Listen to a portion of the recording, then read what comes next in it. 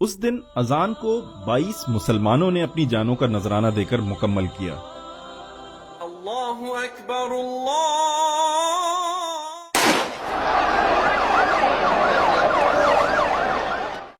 کشمیر میں ظالم ڈوگرا راج تھا۔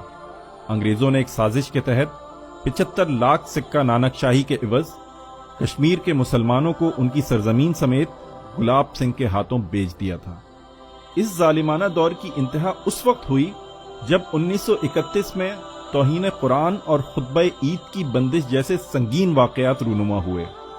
پوری ریاست میں ان واقعات کے خلاف مسلمان گھروں سے نکل آئے۔ سری نگر میں احتجاجی مظاہرے کے دوران شمع رسالت کا ایک پروانہ عبد القدیر کھڑا ہوا اور تاریخی جملے کہے کہ اب اینٹ کا جواب پتھر سے دینے کا وقت آ گیا ہے، جس کے بعد اسے بغاوت کے الزام میں گرفتار کر لیا گیا۔ 13 جولائی کو بزدل ڈوگرا انتظامیہ نے سری نگر سینٹرل جیل میں مقدمہ چلایا۔ اس موقع پر کشمیری اپنے بہادر جوان سے اظہار یکجہتی اور محبت کے لیے جیل کے باہر جمع ہو گئے۔ ہزاروں کا مجمع تھا، بلند نعرے تھے اور سلگتے غصے کے جذبات۔ اسی دوران نماز کا وقت ہو گیا اور پھر روح بلالی سے سرشار ایک کشمیری نے آگے بڑھ کر اذان دینا شروع کی،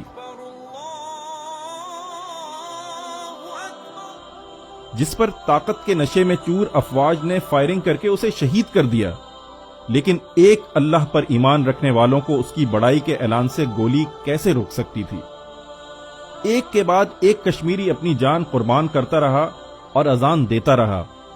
پھر آسمان نے تاریخ انسانی کا یہ منفرد منظر بھی دیکھا کہ ایک اذان کو 22 مسلمانوں نے اپنی شہادت سے مکمل کیا۔ اے مسلمانوں، کیا تم نے کبھی ایسی اذان سنی جس کے مؤذن 22 شہید تھے؟ 13 جولائی کو بلند ہونے والی یہ اذان آج بھی کشمیر کے ہر گھر، وادی، بستی اور میدان میں آزادی کا نعرہ بن کر گونج رہی ہے۔